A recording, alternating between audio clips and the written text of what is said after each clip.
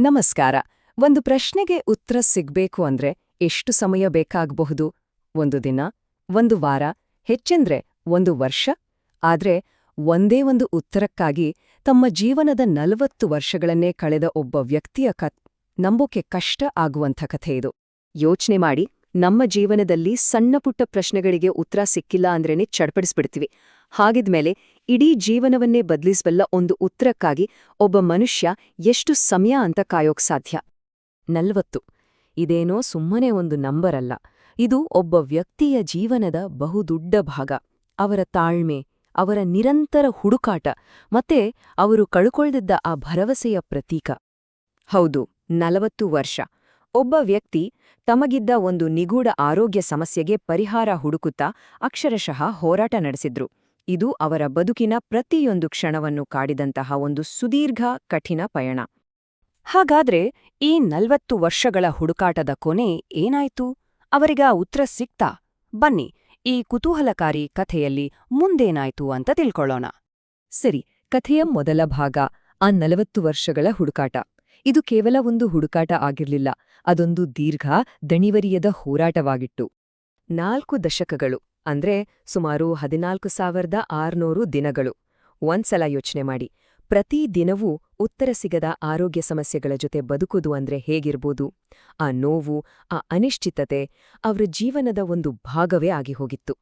ಅವರ ಹೋರಾಟ ಹೇಗಿತ್ತು ಅಂದ್ರೆ, ಒಂದ್ ಕಡೆ ನಿರಂತರವಾಗಿ ಕಾಡ್ತಿದ್ದ ಬೇರೆ ಬೇರೆ ಕಾಯಿಲೆಗಳು, ಇನ್ನೊಂದ್ ಕಡೆ ಯಾವ ವೈದ್ಯರಿಂದಲೂ ಒಂದು ಸ್ಪಷ್ಟವಾದ ಉತ್ತರ ಸಿಕ್ತಿರ್ಲಿಲ್ಲ. ಇದ್ರಿಂದ ಮುಂದೇನು ಅನ್ನೋ ಒಂದು ಅನಿಶ್ಚಿತತೆ ಅವರನ್ನ ಆವರಿಸ್ಕೊಂಡಿತ್ತು. ಇಂಥ ಸ್ಥಿತಿಯಲ್ಲೇ ಬದುಕೋದು ಅದೆಷ್ಟು ಕಷ್ಟ ಅಲ್ವಾ? 40 ವರ್ಷಗಳ ಈ ಅಂತ್ಯವಿಲ್ಲದ ಹೋರಾಟದ ನಂತರ ಕಥೆಯಲ್ಲಿ ಒಂದು ಅನಿರೀಕ್ಷಿತ ತಿರುವು ಸಿಗುತ್ತೆ. ಅದು ಅವರ ದೃಷ್ಟಿಕೋನದಲ್ಲಿ ಆದಂತಹ ಒಂದು ದೊಡ್ಡ ಬದಲಾವಣೆ, ಒಂದು ಹೊಸ ಭರವಸೆಯ ಕಿರಣ. ಕೆಲವೊಮ್ಮೆ ಒಂದು ಪುಸ್ತಕವೋ, ಒಂದು ಮಾತು ಅಥವಾ ಒಂದು ಸಿನಿಮಾನೋ ನಮ್ಮ ಯೋಚನಾ ಕ್ರಮವನ್ನೇ ಬದಲಿಸ್ಬಿಡುತ್ತೆ.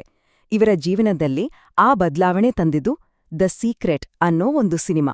ನಮ್ಮ ಆಲೋಚನೆಗಳು ಮತ್ತೆ ನಂಬಿಕೆಗಳೇ ನಮ್ಮ ಬದುಕನ್ನ ರೂಪಿಸ್ತವೆ ಅನ್ನೋ ಆ ಚಿತ್ರದ ಸಂದೇಶ ಇವರಲ್ಲಿ ಒಂದು ಹೊಸ ದೃಷ್ಟಿಕೋನವನ್ನೇ ಮೂಡಿಸಿತ್ತು.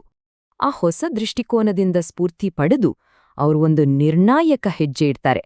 ಉತ್ತರಕ್ಕಾಗಿ ಇಡೀ ಬ್ರಹ್ಮಾಂಡಕ್ಕೇ ಒಂದು ವಿನಂತಿಯನ್ನ ಮಾಡ್ತಾರೆ. ಇಷ್ಟು ವರ್ಷ ಕೇವಲ ವೈದ್ಯಕೀಯ ಮಾರ್ಗಗಳನ್ನೇ ನಂಬಿದ್ದ ಅವರು ಇದೀಗ ತಮ್ಮ ಮನಸ್ಸಿನ ಶಕ್ತಿಯನ್ನು ಬಳಸುವ ಒಂದು ಸಂಪೂರ್ಣ ವಿಭಿನ್ನವಾದ ದಾರಿಯನ್ನ ಹಿಡಿದಲು. ಇದು ಈ ಕಥೆಯ ಅತ್ಯಂತ ಪ್ರಮುಖವಾದ ಕ್ಷಣ. ನಾನ್ ಹುಡುಕ್ತಿದ್ದ ಉತ್ತರವನ್ನು ನನಗಾಗಿ ಹುಡುಕಿಕೊಡು ಅಂತ ಅವರು ಬ್ರಹ್ಮಾಂಡವನ್ನೇ ಕೇಳ್ಕೊಂಡ್ರು. ಇದು ಸುಮ್ನೆ ಒಂದು ವಿನಂತಿಯಾಗಿರ್ಲಿಲ್ಲ. ಇದು 40 ವರ್ಷಗಳ ನೋವು, ಹತಾಶೆ, ಆದ್ರೂ ಆಶೆ ಬೆಡದ ಒಂದು ಕೂಗಾಗಿತ್ತು. ಆ ಒಂದು ವಿನಂತಿಯ ನಂತರ ಕತೆ ಒಂದು ಅಚ್ಚರಿಯ ತಿರುವು ಪಡ್ಕೊಳ್ಳುತ್ತೆ. ನಂಬೋಕಾಗಲ್ಲ, 40 ವರ್ಷಗಳಿಂದ ಸಿಗದಿದ್ದ ಉತ್ತರ ಕೇವಲ ಒಂದೇ ತಿಂಗಳಲ್ಲೇ ಸಿಕ್ಬಿಡ್ತು. ಈ ವ್ಯತ್ಯಾಸವನ್ನೊಮ್ಮೆ ನೋಡಿ. ಒಂದು ಕಡೆ 40 ವರ್ಷಗಳ ಅಂತ್ಯವಿಲ್ಲದ ಹೋರಾಟ, ಮತ್ತೊಂದು ಕಡೆ ಕೇವಲ ಒಂದೇ ತಿಂಗಳಲ್ಲಿ ಸಿಕ್ಕ ಒಂದು ಸ್ಪಷ್ಟ ಉತ್ತರ. ಈ ನಂಬಲಾಗದ ವ್ಯತ್ಯಾಸವೇ ಈ ಕಥೆಯನ್ನ ಅದ್ಭುತವಾಗಿಸೋದು. ಆ ಮಾನಸಿಕ ಬದಲಾವಣೆ ಆದ್ಮೇಲೆ ನಡೆದದ್ದು ಒಂದು ಕಾಕತಾಳೀಯನ ಅಥವಾ ಅದಕ್ಕಿಂತ ಹೆಚ್ಚಿನದ್ದ? ಯಾಕಂದ್ರೆ ಅದೇ ಸಮಯದಲ್ಲಿ ವೈದ್ಯರು ಅವರ ಹಳೆಯ ಮೆಡಿಕಲ್ ರಿಪೋರ್ಟ್ಗಳನ್ನ ಹೊಸ ದೃಷ್ಟಿಯಿಂದ ನೋಡ್ದಾಗ ಇಷ್ಟು ವರ್ಷ ಕಣ್ಣಿಗೆ ಬೀಳದಿದ್ದ ಪರಿಹಾರದ ದಾರಿ ಅವ್ರಿಗೆ ಕಾಣಿಸಿತು. ಹೇಗೆ?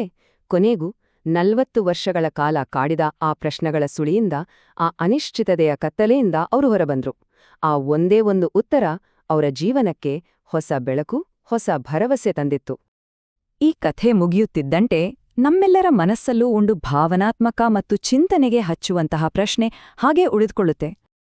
ಕೊನೆಗೆ ಉಳಿದಿದ್ದು ಇದೊಂದೇ ಭಾವನೆ, ಆಳವಾದ ಕೃತಜ್ಞತೆ. 40 ವರ್ಷಗಳ ನೋವಿನ ನಂತರ ಸಿಕ್ಕ ಆ ಸಮಾಧಾನ, ಆ ನೆಮ್ಮದಿಯನ್ನ ಈ ಒಂದು ವಾಕ್ಯ ಎಷ್ಟು ಅದ್ಭುತವಾಗಿ ಹೇಳುತ್ತಲ್ವಾ? ಹಾಗಾದ್ರೆ ಈ ಕಥೆಯ ನಿಜವಾದ ಪಾಠ ಏನು?